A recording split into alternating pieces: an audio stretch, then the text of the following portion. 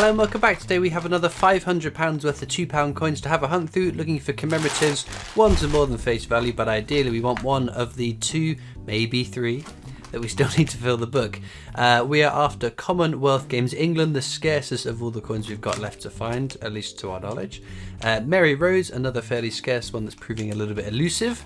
And then we've got all the other ones up to and including the Great Fire of London, where we're still missing 2021's Britannia, which allegedly has gone into circulation. We have no idea how many are going to be, how many have minted, how many are going into circulation, and how soon we will get them. And I asked the question in the previous £2 coin hunt, if we find the other two but not Britannia, do we restart the book?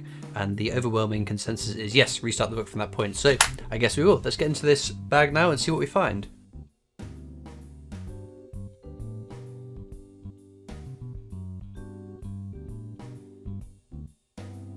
Right then, let's get into the bags. You can see there, that's technologies. We don't particularly want technologies. There are some lower minted years, just not low enough that I think they're worth keeping.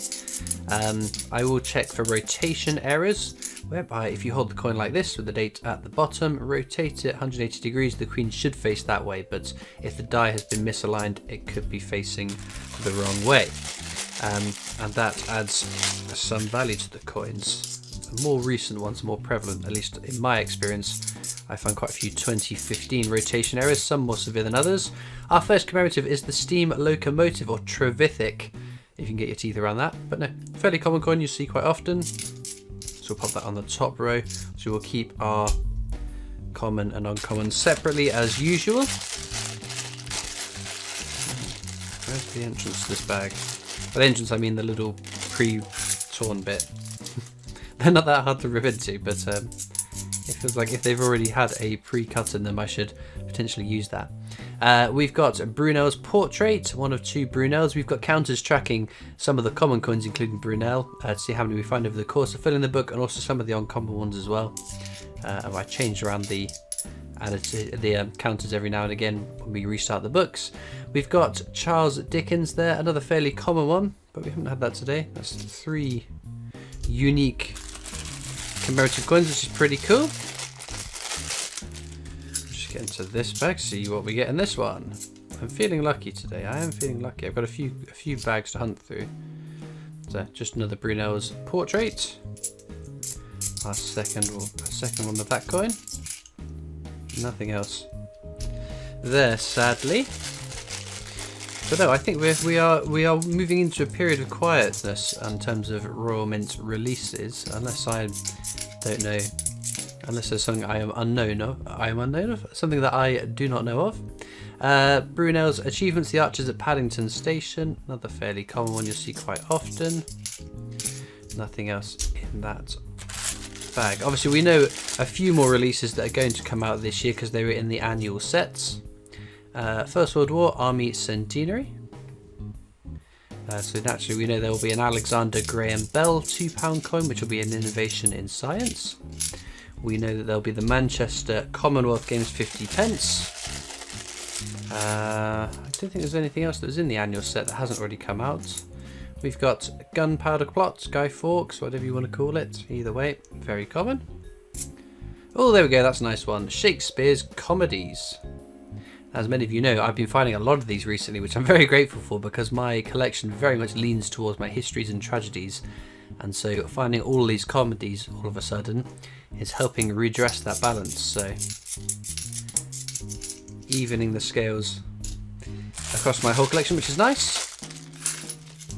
I'm trying to think what else was in the annual set. So there was a £5 coin which obviously came out, the Jubilee 50p, and the Dame Vera Lynn, which has just come out. Oh, there we go. Abolition of the slave trade. You can see on this one the inner part of the coin has a textured finish. There's a variant that has a smooth finish with initials to the bottom right of the 7. That was not intended for circulation, so an NIFC. So always worth double checking, having a second glance at your abolitions of the slave trades to see whether you have got that variant, because I still have not found a £2 coin that's not been minted for circulation, frustratingly. Naturally not something you can control, something that's fairly uncommon to do, But I've had my fair share of NIFC 50p's though over these just now over 4 years of coin tubing. Nothing in that, sadly. It's fine. We're building up. We're going to get something amazing in this bag. I've just got this feeling about me today that we're going to absolutely smash it. Not in that bag though. My goodness gracious me. It's fine. We're getting some of our bad luck out of the way. As I said, building up to that extraordinary find. There we go. VE Day anniversary. We've got counters for this one too. Most common commemorative £2 coin in circulation. We've got a fair whack of those on the counters, and we've just added another one for today's video onto that counter. Nothing else to be had here. I must admit, I've turned my radiator on in my little recording room. I don't like calling it studio. I think calling this a studio feels a bit pretentious. So my little recording room, my coin room, that sounds better, coin room. It's not a radiator I use too often, and I can smell burning dust. It's not very nice because they're electric heaters, which is amazing. Anyway, enough about Christopher Kleck's interior decorating. We've got Great Fire London there, which is a very nice coin. Over face value, beautiful design. Interestingly, with the Great Fire London, it initially came out that there was 5 million of the minted for circulation, and that was amended back down to, was it 1.2, 1.3 million, 1.7 million, 1 point something million, so relatively low mintage. Bruno's portrait again. And our last Royal Mint tour, it was asked of the tour guide what happened to all those excess Great Fire Londons. It's not the first time we've asked that question, and sometimes got an I don't know, and sometimes got an odd response. Oh, Florence Nightingale there, my favourite circulating £2 coin. It's a really nice design, but as we know, very common. But yeah, she confirmed what she said, that the excess ones would be minted down, so no demand for it, sadly. Abolish the slave trade again with the textured finish, not the smooth finish we really want to see.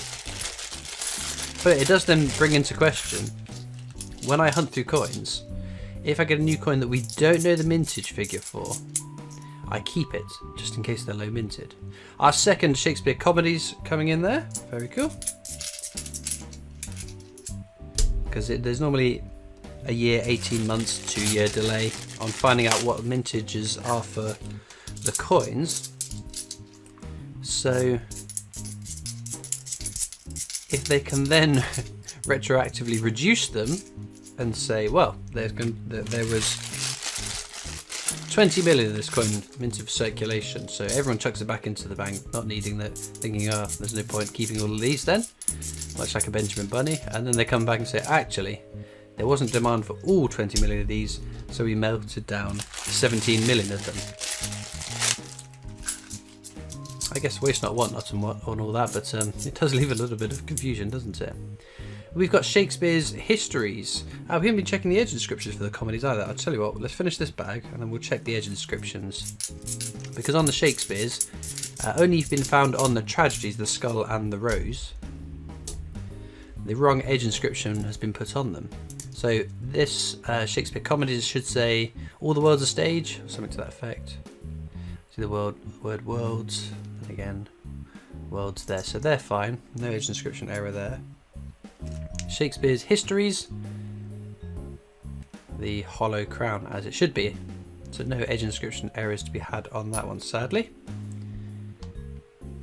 Again, I hasten to add, no known other Shakespeare edge inscription errors are about. I check just as a matter of being doubly sure. Because again, every now and again, someone will message me saying, oh, I've got this coin with the wrong edge inscription, and it is a coin that, I don't know, I haven't been previously aware there's edge inscriptions to be, errors to be had, so that's why I check at the end of the video through all the commemoratives as well to check for those edge inscriptions. Another abolition of the slave trade, our third one from this bag.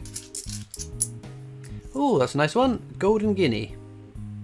A little bit over face value, not massively so. You won't be able to retire having found a golden guinea. Unless it is an actual golden guinea, then that would be nice, wouldn't it? But no, very nice. That's going to be something as well there. What's that going to be? Ah, Navy Centenary. Commodore collects, reporting for duty. What's going on there? That's very odd.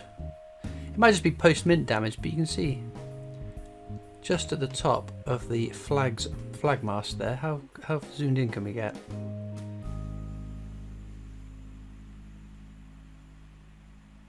It just looks like a scratching. It doesn't look like some sort of minting error. But no, it's a little bit odd, isn't it? Anyway, Navy Centenaries, always a welcome addition to my collection. I've got my own little flotilla, hence Commodore Collects,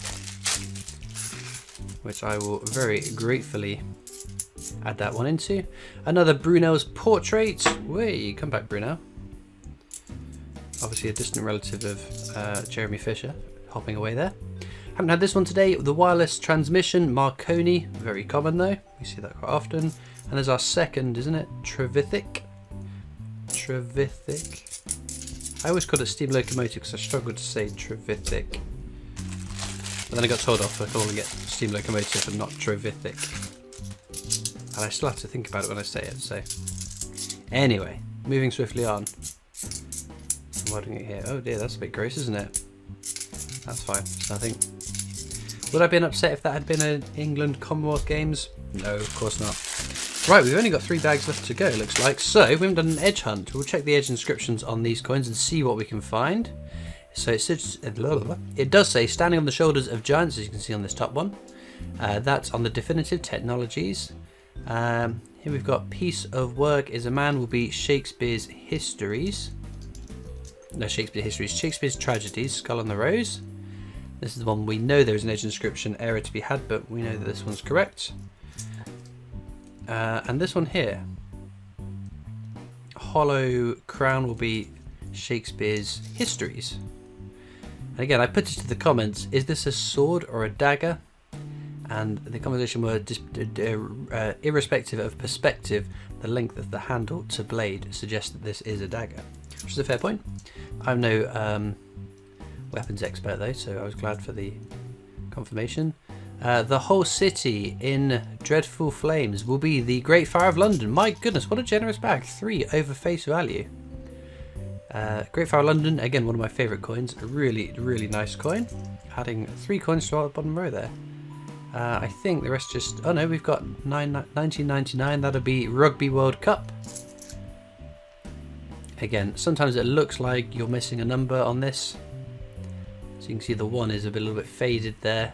Maybe slightly weakly struck, hidden a little bit by the milling, but otherwise...